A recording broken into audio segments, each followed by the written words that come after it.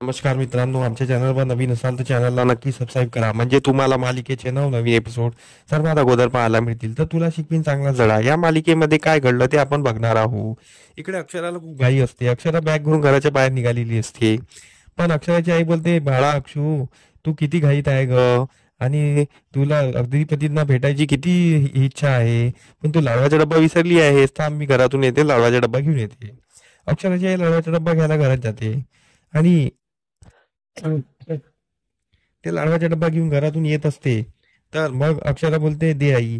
तर अक्षरा लाडवाचा डब्बा घेते आणि बाबासोबत ऑटोमध्ये बसून अधिपतीच्या घरी निघून जाते. इकडे इरा आलेली असते. इरा बोलते, ताई कुठे गेली? तर विद्या म्हणजेच अक्षराची आई बोलते की ताई आत्ताच गेली अधिपतीच्या घरी, तिचा सुखीचा संसार मांडायला.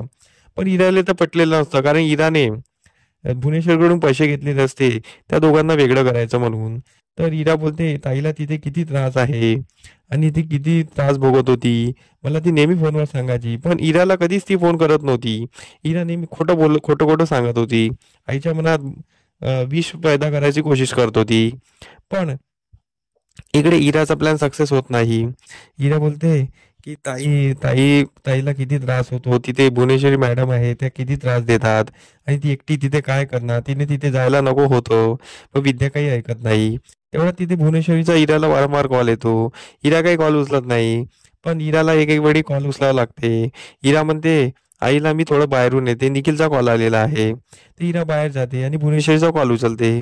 भुवनेश्वरीचा कॉल उचलल्यानंतर ती भुवनेश्वरीशी बोलत असते. भुवनेश्वरी बोलते, काय झालं इराबाई? तर इरा बोलते, मी आईला घरातून घालवायची कोशिश करत आहे. ताई इथून निघून गेलेली आहे.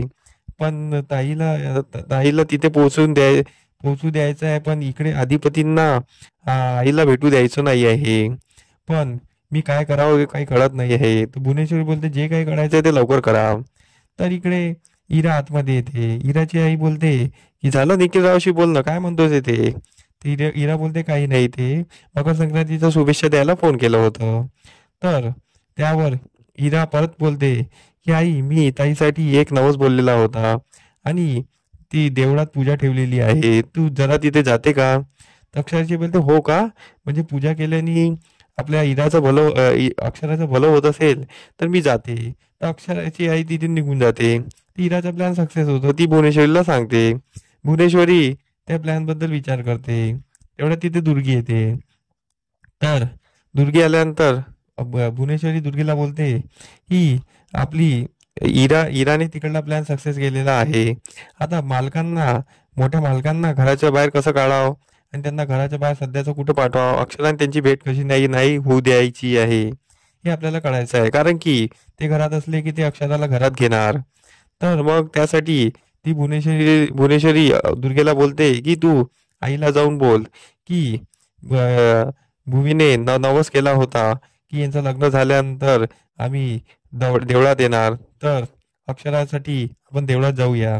असं तसं ती तिला सांगते आणि कसं बसं आईच्या हातांनी मालकांना देवळात पाठवायची कोशिश करते. तर तशी दुर्गी जाते आणि उलटा पालट करून ती आईला सांगत असते. म्हणजे ती आजीला भरवत असते. तर आजीला पण पटलेलं असतं. आजी मग मोठ्या मालकाकडे जाते. ती बोलते की अक्षरासाठी आणि अधिपतीसाठी आपण देवळात पूजा करूया, म्हणजे सर्व चांगलं होईल. पण इकडे इकडे चारुवास ना अक्षरासाठी काही करायला तयार असतात, म्हणून ते आजीची गोष्ट मानतात आणि ते आजीसोबत जायला तयार होतात. इकडे अधिपती रस्त्याच्या काठीला उभा असतो, कारण की भुवनेश्वरीने त्याला थांबवलेलं असतं. आणि इकडे अक्षराचा ऑटो तिथूनच जात असतो. आणि तेव्हा पण अक्षरा आणि अधिपतींच्या गाडीची चुकामुक होते, त्यांची भेट होत नाही. आणि इकडे अक्षरा अधिपतीच्या घरी यायला निघाली असते. इकडे भुवनेश्वरी अक्षराचे स्वागत करण्यासाठी तयारी असते आणि अक्षरासोबत तिचे बाबा येणार असतात. इकडे इरा अधिपतीच्या बघत असते. अधिपतीची वाट बघत असते, कारण की ती अधिपतीला भरवणार असते की अधिपती बघा, ताईचं दुसऱ्या एका नवीन मित्रासोबत अफेअर सुरू आहे. त्याच्या मनात वेगवेगळं भरण्याची तयारी करत असते. इकडे अक्षरा घरी आलेली असते. भुवनेश्वरी तिला बोलते की तुम्ही का आल्या आहात? तर अक्षरा बोलते, हे माझं घर आहे आणि मी लग्न करून आलेली आहे. तुमचं लग्न नाही झालं आहे तरी तुम्ही कसं बोलता की तुम्ही या घरात कसे आहात? आणि मी तर या घराची लक्ष्मी आहे, मी तर या घरात येणारच. तर भुवनेश्वरी आणि अक्षराचं परत भांडण होते. तर भुवनेश्वरीला अक्षरा तोंड कशी पाडत असते. अक्षराजवळ जे काही असते ते अधिपतीच्या नावाचं मंगळसूत्र असते, पण भुवनेश्वरीचं काही नसते. तर अक्षरा जिंकेल का, की अधिपती घरी यायच्या अगोदर अक्षरा घरातून निघून जाणार, की अक्षराला घरात बघून अधिपती खुश होणार, की इराने पेरलेल्या विषाचं अधिपतीच्या मनावर काहीतरी बिंबणार, हे आपल्याला समोरील भागात कळणारच आहे. तर आमचा एपिसोड कसा वाटला मला कमेंट करून नक्की सांगा. आम्ही तुम्हाला नवनवीन अपडेट देत राहू.